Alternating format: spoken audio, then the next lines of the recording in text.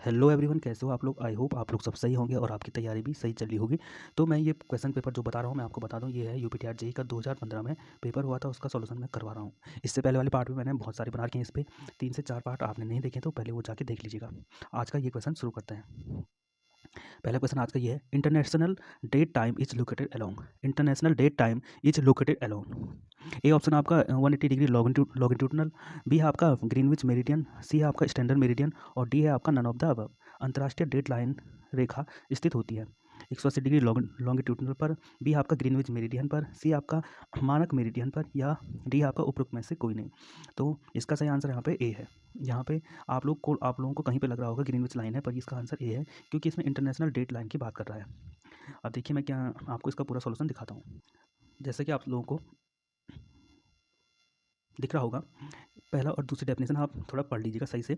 The international date line establish in 1884 में बनाई गई international date line pass thought through the mid Pacific ocean and रफली follows a 180 degree longitudinal line north south line on the earth को करती है। It is located half way around the world from the prime meridian the 0 degree longitude established in Greenwich England 1852 में। तो कभी कभी पूछ लिया जाता है कि ग्रीनविच लाइन कब बनाएगी, तो 1852 में। और आपका ये 0 डिग्री जो 180 डिग्री लॉन्गिट्यूडनल लाइन है वो 1884 में बनाई गई। तो पहले ग्रीनविच लाइन 0 डिग्री वाली पूछ जाएगा कहाँ से पास होती है, तो आपको सभी मैंने बता दिया है। आई होप आपको समझ आ चुका होगा। तो उसने यहाँ पे इंटरनेशनल डेट लाइन की बात की थी, तो वो होगी आपकी 180 डिग्री लॉन्गिट्यूडनल। आई होप आपको समझ आ चुका होगा। नेक्स्ट क्वेश्चन पे चलते हैं। जैसे कि आपको दिख रहा होगा next question, the moment of inertia of solid sphere की बात कर रहा है। Moment of inertia of solid sphere A है, बी है, सी है या डी है। ये ऑप्शन आपका है 2/3 mr², बी है आपका 1/3 mr² और सी है mr², डी है नन ऑफ द अबव। एक ठोस गोले का जड़त्व आघूर्ण होगा, कितना होगा यहाँ पे। तो यहाँ पे ठोस गोले का जड़त्व आघूर्ण जो होता है, ठोस गोला जो होता है उसका जड़त्व आघूर्ण होता है आपका I = 2/5 mr² होता है। तो यहाँ पे ये ऑप्शन कहीं है नहीं, तो none of the above is right answer हो जाएगा। यहाँ पे डी ऑप्शन राइट है। यहाँ पे मैं और भी जो सॉलिड बॉडीज होती हैं या जो भी यहाँ पे जो और भी आकृतियाँ होती हैं उनके मोमेंट ऑफ इनर्शिया आपको बताता हूँ। तो ये है, ये solid cylindrical dice symmetrical axis के अराउंड होगी तो 1/2 mr² होगा। हुप अबाउट सिमेट्रिकल एक्सेस इस टाइप इसके एक्सेस के लेंगे तो ये mr² होगा। हुप के लिए सॉलिड स्फीयर के लिए कह रहा था, जिसका हमें क्वेश्चन आ रखा था, तो उसको होता है I = 2/5 mr²। Rod about centre के अलॉन्ग होगा तो 1/12 ml² हो जाएगा। देखिए तो सॉलिड सिलेंड्रिकल सेंटर डायमीटर इसके ऐसे इसके अलॉन्ग होगा तो ये हो जाएगा, इसको प्लस करना पड़ेगा, 1/4 mr² प्लस 1/12 ml² हो जाएगा। तो हुप अबाउट डायमीटर के अलॉन्ग होगा तो हो जाएगा आपका 1/2 mr²। इसमें इस टाइप से पूछ रखा था, इसमें डायमीटर के अलॉन्ग है। तो ये है I = 2/3 mr² यदि थिन स्फेरिकल सेल होगी तो ये है जैसे रॉड अबाउट एंड के अलॉन्ग लेंगे तो ये हो जाएगा 1/3 ml²। आई होप आपको ये सब समझ आ चुका होगा। नेक्स्ट क्वेश्चन पे चलते हैं। ये क्वेश्चन आप लोग देख लीजिएगा, ये क्वेश्चन मैं इस वीडियो के लास्ट या दूसरे पार्ट में बताऊंगा। ये क्वेश्चन और एक क्वेश्चन और छूट रहा है, मैं उन दो क्वेश्चनों के लिए एक अलग से 5 मिनट की वीडियो लेकर आऊँगा। ये क्वेश्चन भी उस पार्ट में होगा। यदि आप लोगों को इसका आंसर और पता है तो आप कमेंट कर सकते हैं। नेक्स्ट क्वेश्चन है आज का, the minimum number of rivets for the connection of gadget plate is. A option है 2, बी है 4, सी है 6 और डी है 8। किसी गैसेट प्लेट को जोड़ने के लिए कम से कम कितने रिविट की आवश्यकता होती है। 2, 4, 6, 8 बताइए आप लोग। गैसेट प्लेट जैसे कोई ये है गैसेट प्लेट, अब देखिए इसमें कोई दूसरी प्लेट जोड़ते हैं हम लोग इस टाइप से। बस सही से बनाता हूँ डायग्राम आप लोगों के लिए। जैसे ये गैसेट प्लेट है, हमने एक प्लेट इस पर इस टाइप से जोड़ी और दूसरी प्लेट हमने इस टाइप से जोड़ी। तो कह रहा है कितने मिनिमम गैसेट प्लेट कनेक्शन पे जोड़ने के लिए कितने रिविट की मिनिमम आवश्यकता होती है। देखिए ये गैसेट प्लेट है और ये दूसरी प्लेट है, तो कितने जोड़े, एक कि दो जोड़ते हैं मिनिमम दो इस दूसरी वाली है तो दूसरी पे भी दो, तो ये दो मिनिमम कनेक्ट रिविट हम जोड़ते हैं। आई होप आपको समझ आ चुका होगा किस टाइप से। यहाँ पे मिनिमम की बात कर रहा है, मैक्सिमम की बात नहीं कर रहा है। नेक्स्ट क्वेश्चन है आज का, ये क्वेश्चन भी मैं आपको नेक्स्ट पार्ट में बताऊंगा इसका पूरा सॉल्यूशन, पर यहाँ पे मैं आपको इसका सिर्फ आंसर बताऊंगा कि कौन सा सही है। For a simply circular curve which one of the following gives correct relation between radius r and degree of curvature d for 20 metre arc. यहाँ पे 20 मीटर आर्क की बात कर रहा है। यहाँ पे अक्सर आप लोगों ने बुक में 30 मीटर आर्क के बारे में पढ़ा होता है। यहाँ पे ए है आपका 17-19.8/d, बी है आपका 17-18.9/d और सी आपका 18-17.8/d। ये तो होगा ही नहीं, आपको ऐसा कभी दिखा नहीं। इन दोनों में आपको कंफ्यूज होगा तो किस टाइप से होगा ये आपको मैं नेक्स्ट पार्ट में बताऊंगा। तो इसका सही answer none of the above है, क्योंकि यहाँ पे 20 मीटर की बात कर रहा है। ये 20 मीटर आर्क की लेंथ है यहाँ पे। एक 20 मीटर आर्क के लिए साधारण वृत्ताकार वक्र में त्रिज्या आर एवं वक्र की डिग्री डी में संबंध होता है। किस टाइप से होता है यहाँ पे? इनमें से कोई नहीं आंसर सही है यहाँ पे। तो आई होप ये क्वेश्चन आपको समझ आ चुका होगा। अब मैं कितना होता है मैं आपको नेक्स्ट पार्ट में बताऊंगा। 2 क्वेश्चन आपके नेक्स्ट पार्ट के लिए होगी। जैसे ये क्वेश्चन है, next question, if the depth of simply supported beam carrying an isolated load on its centre is doubled, the deflection of beam at the centre will be change by factor of, देखते A option आप 2 होगा, B है 8, सी है 1/8 और D है आपका 1/2। यदि साधारण भारी धरण की गहराई 2 गुनी कर दी जाए जिस पर मध्य में एक संकेंद्रित भार लगा है तो मध्य में धरण का विस्थापन निम्न गुणांक से परिवर्तित होगा। किसी को इसका सही आंसर सी है आपका 1/8 से आपको मल्टीप्लाई होगा। अब कैसे होगा मैं आपको बताता हूँ। जैसे आपको पता है कि जो डिफ्लेक्शन कह रहा है यहाँ पे, डिफ्लेक्शन जो होता है सिंपली सपोर्टेड बीम है इस टाइप से, तो उस पर पॉइंट लोड लगा है, यहाँ पे आइसोलेटेड लोड पॉइंट लोड ही है, तो कितना होता है यहाँ पे डिफ्लेक्शन होता है आपका 1/48 WL³ इस टाइप से होता है। तो यहाँ पे कह रहा है वो लेंथ, यहाँ पे कह रहा है आइसोलेटेड लोड इज डबल, तो आइसोलेटेड लोड को डबल कर रहा है यहाँ पे ए आई भी होता है 1/48 WL² होता है। तो यहाँ पे ये कह रहा है कि मध्य में सेकेंडरी भार लगाए तो मध्य में धरण का विस्थापन कितना होगा। यदि गहराई 2 गुनी कर दी जाए तो डेप्थ इसकी 2 गुनी कर दी तो डेप्थ कहाँ पर आएगी, आई के अंडर, आई में आएगी। पहले इसका फॉर्मूला मैं आपको सही से लिख देता हूँ। डिफ्लेक्शन का फॉर्मूला होता है इसका 1/48 WL³ ये होता है। तो डेप्थ आएगी आपकी आई में, तो आई कैसे चेंज होगा, तो आई का फॉर्मूला होता है आपका बराबर BD³/12। तो ये हमने डबल कर दिया है तो ये हो जाएगा आपका B डबल कर दिया है, मतलब डी को आपको 2D रखना है, तो ये हो जाएगा आपका 8 आगे आ जाएगा BD³/12, तो 8 से मल्टीप्लाई हो जाएगा यहाँ पे। तो देखिए कहाँ पे 8 से मल्टीप्लाई हो रहा है आपका मोमेंट ऑफ इनर्शिया, तो उस फॉर्मूले रख के देखते हैं मोमेंट ऑफ इनर्शिया 8 से मल्टीप्लाई हो गए।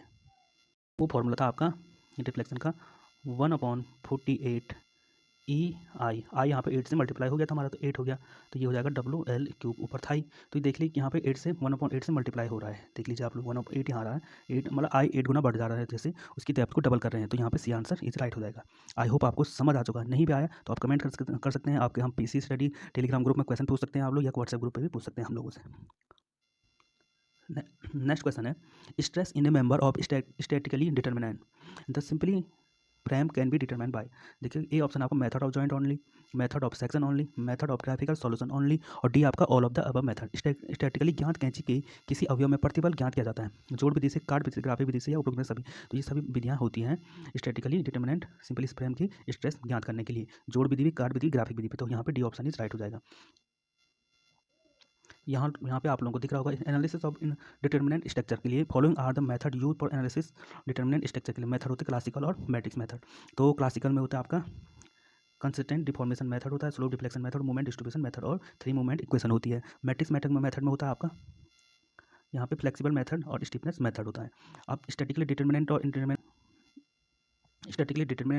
का आपको पता ही होगा, यदि डिटर्मिनेंट होगी तो summation of Fx summation of Fy = 0 और Mz = 0, ये वाले 3 इक्वेशन है। यदि संतुलित कर रही हैं या वो 3 इक्वेशनों को वो सही से संतुलित या सेटिस्फाई कर रहा है तो वो स्टैटिकली डिटर्मिनेंट स्ट्रक्चर होता है। आई होप आप समझ चुके होंगे कि क्या है। नेक्स्ट क्वेश्चन है, stiffness factor of prismatic beam of length L and movement of inertia I is, A option आपका IE/L, बी है आपका IE/2L, सी आपका 2IE/L और डी है आपका EIL/2। किसी समलंबाकार धरण की लंबाई L एवं जड़त्व आघूर्ण M है तो उसका स्टीफनेस गुणांक कितना होता है। आपको पता है स्टीफनेस गुणांक क्या होता है, EI/L होता है। अब कैसे होता है मैं आपको दिखाता हूँ किस टाइप से, ए ऑप्शन इज राइट है यहाँ पे।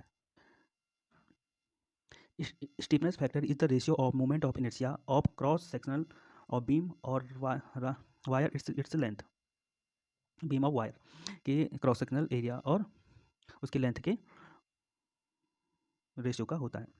देखिए stiffness factor is the ratio of movement of inertia of cross section of beam और वायर के लेंथ के होता है, मतलब movement of inertia upon length हो जाएगा। ये तो ई आई अपॉन एल हो जाएगा सही आंसर।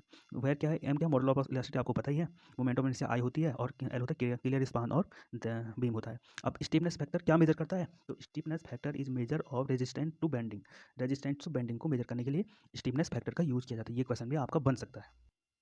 नेक्स्ट क्वेश्चन है आपका, the bending moment diagram of the given beam is. देखिए कोई बीम है इस टाइप से, कितना है यहाँ पे, इसका एक एंड पे मूवमेंट लग रहा है, रेक्टेंगुलर, ट्रायंगुलर, लाइन या पैराबोला। यहाँ देखिए दिए गए धन का नमन आघूर्ण आरेख होगा, एक आयताकार, त्रिभुजाकार, सीधी रेखा या परवलयाकार। देखिए इसका तो होगा ट्रायंगल, ट्रायंगल शेप का बनेगा इसका डायग्राम। देखिए सिंपली सपोर्टेड बीम या बेंडिंग मोमेंट डायग्राम अगर आपको कहीं भी जेईई एग्जाम में बनाने के लिए नहीं आएगा, आपको उसे दिया जाएगा कि कुछ केसेस हैं, 5-6 केसेस, वो आपको पढ़ने हैं बस, तो उसी से भी क्वेश्चन आएगा। तो इसका सही आंसर है आपका रेक्टेंगुलर। यदि आपको डिटेल में पढ़ना है तो आप मुझे टेलीग्राम और व्हाट्सएप ग्रुप पे कहीं भी क्वेश्चन पूछ सकते हैं। यहाँ पे है, in a sewer line manhole generally provide at each. देखिए सीवर लाइन में मैन होल कहाँ पे प्रोवाइड किए जाते हैं, बैंड पे, जंक्शन पे, चेंज ऑफ सीवर डायमीटर या ऑल ऑफ द अबव। यहाँ पे सही answer all of the above है। किसी सीवर लाइन में साधारणतः मैन होल लगाए जाते हैं, मोड़ पर, जोड़ पर, सीवर का व्यास बदलने पर या उपरोक्त में सभी स्थितियों में, तो उपरोक्त में सभी स्थितियों में लगाए जाते हैं। बैंड पे जहाँ पे मोड़ बनना है इस टाइप से, यहाँ पे भी मैन होल बनाएंगे क्योंकि यहाँ पे कुछ फंस सकता है इस टाइप से। और जंक्शन पे जहाँ पे दो पाइप जुड़ रहे हैं वहाँ पे तो बनाना पड़ेगा। और क्या है, चेंज ऑफ सीवर डायमीटर, जैसे कोई सीवर का डायमीटर ये है, उससे बड़ा सीवर बनना जुड़ा है, तो यहाँ पे भी हम मैन होल प्रोवाइड करेंगे। और भी केसेस में प्रोवाइड करते हैं वो मैं आपको बताता हूँ। जैसे यहाँ पे आपको मैनहोल दिख रहा होगा किस टाइप से होता है। लोकेशन ऑफ मैनहोल बताता हूँ। देखिए change in the grade of sewer, जहाँ पे मैंने डायर चेंज हो रहा है, there is change in alignment, alignment जहाँ पे चेंज हो रहा है, जैसे अलाइनमेंट ये आ रहा है ढलान में इस टाइप से हो रहा है, तो यहाँ पे हम प्रोवाइड करेंगे मैनहोल। साइज ऑफ सीवर, जहाँ पे साइज ऑफ सीवर चेंज हो रहा है, at junction of the two or more sewer, जहाँ पे बहुत सारे सीवर मिल रहे हैं वहाँ पे भी मैनहोल प्रोवाइड करें। Manhole is also provide in straight alignment. अब देखिए कोई मैन स्ट्रेट में भी प्रोवाइड करते हैं पर कुछ फिक्स डिस्टेंस में मैनहोल प्रोवाइड करते हैं। आई होप आपको समझ आ चुका होगा। यदि आप लोग यहाँ तक वीडियो देख के आगे हैं तो प्लीज़ सब्सक्राइब कर लीजिएगा चैनल को, क्योंकि इंडिया में जो भी पेपर हुए हैं सिविल जेई के या और भी ब्रांचों के, तो हम यहाँ पे इस चैनल में सभी का सॉल्यूशन करवाएंगे। और आपको पता है जेई लेवल पे रिपीटेड क्वेश्चन सबसे ज़्यादा आते हैं। ऐसा होता है कि यूपी के क्वेश्चन उत्तराखंड में आते हैं, उत्तराखंड के यूपी में, हिमाचल के यूपी में, और कहीं ना कहीं स्टेट लेवल जेई के क्वेश्चन रिपीट होते हैं। तो आपको क्या करना है, सबसे पहले यदि आप जेई लेवल की तैयारी कर रहे हो तो प्रीवियस ईयर पेपर लगा के जरूर जाना है आप लोगों ने। नेक्स्ट क्वेश्चन है आज का, international civil aviation organisation was set up at Montreal is. देखिए international civil aviation organisation was set up at Montreal is, कब बनाया गया ये। देखिए अंतर्राष्ट्रीय नागरिक उड्डयन संगठन की स्थापना मॉन्ट्रियल में हुई थी, कब हुई थी, ये सन 1929 में, ये ऑप्शन बी है आपका सन 1939 में, सी आपका सन 1947 में, और डी है आपका नन ऑफ द अबव। ये देखिए हिस्ट्री का टाइप का क्वेश्चन है, जैसे भी सिविल में कोई भी हिस्ट्री का क्वेश्चन आ रहा है, कब कौन सा ऑर्गेनाइजेशन बना, तो ये है कि आपको वो पता होना, जैसे बीआरओ कब बना, ये सब चीज़ें आपको बहुत ही तरीके से पता, क्योंकि ये इंट्रोडक्शन वाले चैप्टर में होती है, डिप्लोमा वाली बुक में आपने अवश्य पढ़ा होगा। तो इसका सही आंसर है 1947 में। 1947 में देश से आज़ाद हुआ था, तो ये बन गया था उस टाइम पे, ये इंटरनेशनल लेवल से। तो आई होप आपको समझ आ चुका होगा। तो यहाँ पे आपको नेक्स्ट क्वेश्चन है आपका, in a project the critical activity has. A option आपका मैक्सिमम फ्लड, बी आपका मिनिमम फ्लड, सी आपका जीरो फ्लड, डी आपका नन ऑफ द अबव। किसी प्रोजेक्ट में क्रांतिक एक्टिविटी है, अधिकतम फ्लड, न्यूनतम फ्लड, शून्य फ्लड या उपरोक्त में से कोई नहीं। तो क्रिटिकल जहाँ पे आ जाएगा वहाँ पे शून्य फ्लड होता है, सी ऑप्शन इज राइट है यहाँ पे।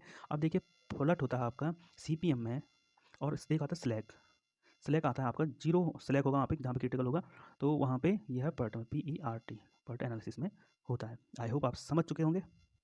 नेक्स्ट क्वेश्चन है, if sleeper density is m+7 for 13 metre rail, the minimum depth of last under wooden sleeper 250 mm into 130 mm is. A option 20 cm, B है आपका 25 cm, और सी आपका 30 cm, और D आपका 36 cm। यदि 13 मीटर रेल के लिए स्लीपर घनत्व m+7 है, लकड़ी के 250 mm इंटू 130 mm स्लीपर के लिए बजरी की गहराई होगी, कितनी होगी। ए 20 सेंटीमीटर, बी है आपका 25 सेंटीमीटर, सी आपका 30 सेंटीमीटर, और डी आपका 36 सेंटीमीटर।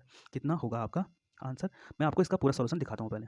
यहाँ पे देखा था स्लीपर डेंसिटी होती है m+7, लेंथ ऑफ लेंथ की 13 मीटर, देयरफॉर स्पेसिंग, तो ये इसका फॉर्मूला था स्पेसिंग का, m/m+7, तो देखा यहाँ पे 13 + 7 हो गया लेंथ।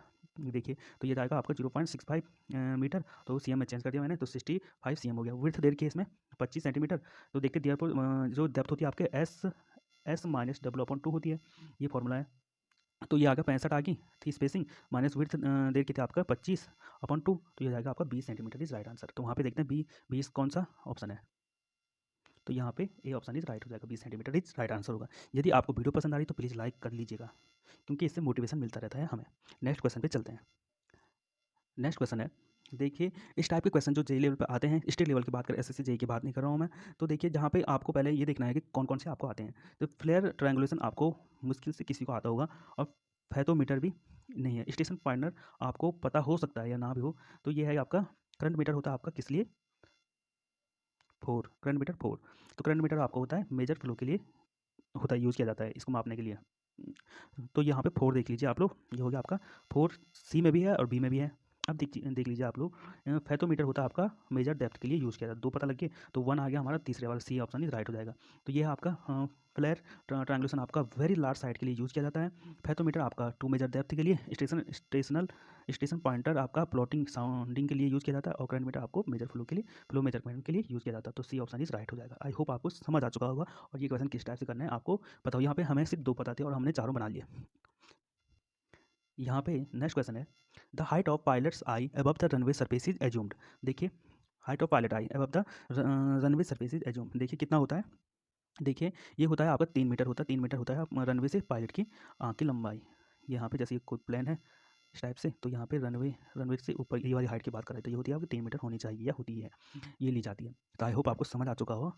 नेक्स्ट क्वेश्चन है, the imaginary line joining the place of equal declination की बात कर रहा है on the surface of earth is known as. तो ये होता है आपका, ए है आपका आइसोमेट्रिक लाइन, बी है आपका आइगोनिक लाइन, सी है आपका आइसोट्रोपिक लाइन, और डी है आपका नन ऑफ द अबव। एक समान डिक्लिनेशन को मिलाने वाली काल्पनिक रेखा को कहते हैं आइसोमेट्रिक लाइन, आइसोगेनिक लाइन या आइसोट्रोपिक लाइन, या उपरोक्त में से कोई नहीं। तो इसका बी आंसर इज राइट है।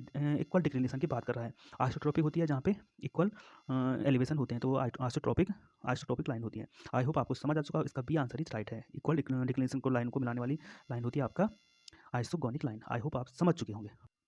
नेक्स्ट क्वेश्चन है आपका, for M60 concrete the permissible stress in direct compression is. A option आपका 80 MPa, बी है आपका 20 MPa, सी है आपका 15 MPa, और डी है आपका 13.5 MPa। एक M60 कंक्रीट के लिए अनुमत सीधा संपीड़न प्रतिबल होगा कितना होगा, 18, 20, 15 या 13। तो इसका सही आंसर डी है आपका, डी ऑप्शन इज राइट है। 13.5 होता है आपका MPa में M60 concrete permissible stress in direct compression के लिए। आई होप आपको पता होगा, और मैंने आंसर बता भी दिया है। अब नेक्स्ट क्वेश्चन है, यहाँ पे पूछ रहा है ये, in a diamond crossing in railway number of nose is. Railway में डायमंड क्रॉसिंग पर नोज की संख्या होगी कितनी होगी है? इसका आंसर मैं अभी नहीं बता रहा हूँ आपको, मैं सिर्फ आपको डायमंड क्रॉसिंग दिखा रहा हूँ किस टाइप से होती है। यह आपको आप यहाँ पे देख सकते हैं डायमंड क्रॉसिंग, ये पूरी डायमंड क्रॉसिंग है यहाँ पे इस टाइप से। तो इसका आंसर आप कमेंट कर लीजिएगा, नहीं तो मैं नेक्स्ट क्लास में इसका आंसर बताऊँगा। देखिए, in the diamond crossing in railway number of nose are. तो यहाँ पे सही आंसर मैं ही बता देता हूँ आप लोगों को। यहाँ पे सी इज राइट आंसर हो जाता है। 6 होते हैं यहाँ पे नोजेस की संख्या, कहाँ पे, डायमंड क्रॉसिंग में। आई होप आप समझ चुके होंगे। अब ये वाला क्वेश्चन मैंने आपके लिए बोला था कि लास्ट में बताऊंगा, या होमवर्क दिया था। तो इसका सही आंसर ऑक्सीडेशन डिच है। बीओडी निकालने की सर्वोत्तम विधि होती है और ऑक्सीजन खाई, ये सभी होती है, पर सर्वोत्तम की बात करें तो ऑक्सीजन डिच होगी। एक ये वाला क्वेश्चन था, इसका सॉल्यूशन मैंने आपको बताया नहीं था और इसका आंसर भी नहीं बताया था, पर ये है कि मैं अब बता रहा हूँ इसका सही आंसर तो यहाँ पे नन ऑफ द अबव है, क्योंकि इसमें 20 मीटर के लिए पूछ रखा है। जैसे 30 मीटर के लिए पूछता है तो उसका होता है R इक्वल टू 17, 19 या 17, 20 डी होता है, यदि 30 मीटर के केस में। अब जैसे यहाँ पे 20 मीटर के केस में होता है R इक्वल टू होता है आपका 1146/डी होता है। ये रिलेशनशिप किसके लिए होता है, आपका 20 मीटर के केस में R इक्वल टू 1146/डी। उसने 20 मीटर कहा, तो ये ऑप्शन में है नहीं, तो इसलिए none of the above is right answer हो जाएगा डी। आई होप आपको समझ आ चुका होगा।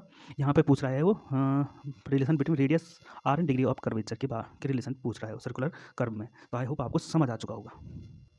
अब ये है कि एक क्वेश्चन ये बचा है लास्ट, तो इसका सॉल्यूशन मैं नेक्स्ट पार्ट में, और एक क्वेश्चन मैंने आपको बताया था कि मैं इसका भी नेक्स्ट पार्ट में बताऊंगा। 2 क्वेश्चन आपके नेक्स्ट पार्ट के लिए बच जाते हैं, और ऊपर से आपके वहाँ पे 3 क्वेश्चन और बच रहे हैं। तो ये है कि 6 क्वेश्चन, मतलब 5 और एक मैं अपनी तरफ से जोड़ाऊंगा, कोई एक्स्ट्रा क्वेश्चन हो तो 6 से 7 क्वेश्चन आपको वहाँ पे नेक्स्ट पार्ट में मिल जाएंगे, और उसका पूरा सोल्यूशन आपको इस पेपर का हो जाएगा। और इस पेपर की PDF आपको चाहिए तो अभी आप PC स्टडी टेलीग्राम ग्रुप पर जुड़ जाएगा, लिंक डिस्क्रिप्शन में मिल जाएगा। यदि PC स्टडी आप सर्च मारोगे टेलीग्राम पे ऊपर, तो आपको PC स्टडी मिल जाएगा। आई होप आपको वीडियो समझ आई होगी।